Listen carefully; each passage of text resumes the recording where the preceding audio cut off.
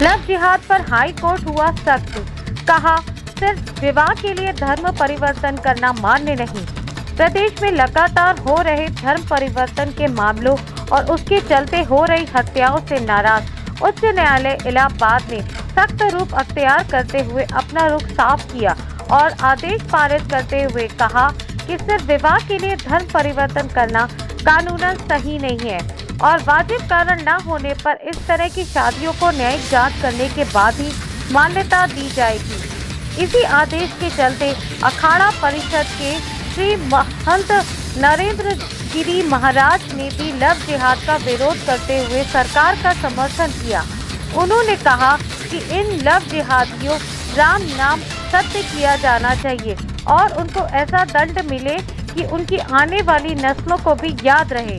जिस तरह कुछ भी विधर्मी लोग तिलक चंदन और रुद्राक्ष धारण कर हिंदू बालिकाओं को विवाह के उपरांत उपयोग कर हत्या कर देते हैं, इन विधर्मियों को भी सड़क फांसी दी जानी।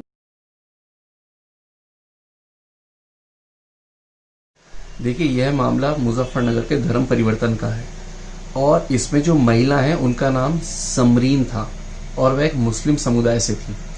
उन्होंने 20 जून 2020 को धर्म परिवर्तन करके हिंदू धर्म अपनाया और जिसके बाद उन्होंने 31 जुलाई 2020 को नितिन कुमार के साथ विवाह संपन्न करा आर्य समाज मंदिर में।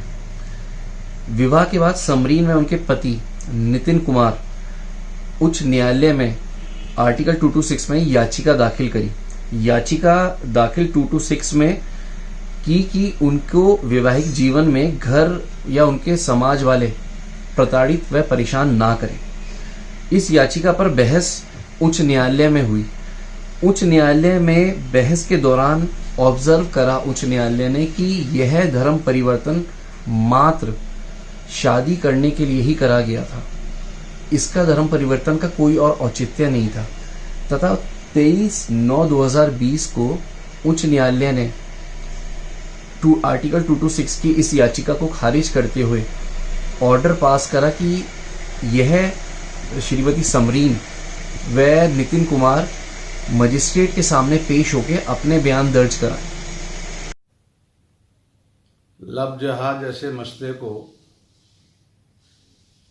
बहुत ही गंभीरता से लेना चाहिए।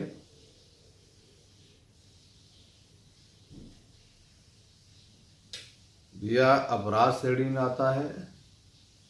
हमारी बहन बेटियों को, विशेषकर सनातन परंपरा के हिंदू के बहन बेटियों को कुछ मुसलमान युवक जिन्होंने एक गिरोह बना रखा है, अपने हाथ में कलावा बांध करके, रुद्राक्ष की माला पहन करके, तिलक लगा करके हमारी बहन बेटियों को फुसला करके अपने जाल में फंसा करके फिर उनसे धर्म परिवर्तन करा ले करके शादी कर लेते हैं। बाद में उनकी हत्या कर देते हैं या उन्हें छोड़ देते हैं। यह बहुत दंडनीय अपराध है। अगर हमारा मत या संतों का मत जानना चाहें तो इसमें चौराहे पे ऐसे लोगों को फांसी की सजा होनी चाहिए। माननीय हाई कोर्ट ने भी अपने निर्णय में कहा है कि केवल साधे और जो नहीं लड़कियां बहन बेटी हमारी मानती है उनकी हत्या कर देते हैं। अभी बीच में कई घटनाएं ऐसे घटी हैं। मैं उन बहन बेटियों से भी निवेदन करना चाहता हूं कि ऐसे लोगों के बहकावे में न आवें। एक यह गिरोह है मुसलमानों का, जितने उनके युवा हैं उनके कोई सरदार जरूर होंगे जो उनके या तो मौलवी होंगे या कोई उनके मुखिया होंगे। एक सवाल उठता है कि फंडिंग कहाँ से होती है, इनके पास पैसा इतना कहाँ से आता है। कहीं न कहीं मुझे लगता है कि ये सब षड्यंत्र रच करके हिंदू संप्रदाय को बदनाम करने का इनका एक योजना चल रही है। तो हम माननीय मुख्यमंत्री से यह आग्रह करते हैं कि आपने जो सोचा है वह कानून बनाना अति आवश्यक है। अभी करीब 15-20 सालों से लव जिहाद का मामला बहुत ही ज़्यादा प्रकाश में आया है। वो इसलिए आया है कि 15-20 सालों में जो सरकारें रहीं उनका लोगों को दिया भी जा रहा है कि दोबारा ऐसी गलती आप लोग ना करें। मैं एक बार पुनः हमारी हिंदू की जो बहन बेटी है उसे निवेदन करता हूँ कि आप लोग अपने माता पिता के कहने पे शादी करें, या अगर किसी कारणवश आप किसी को पसंद करते हैं या कुछ ऐसी बात आती है तो उनके विषय में पूरी जानकारी लें, फिर अपने माता पिता से बताएं।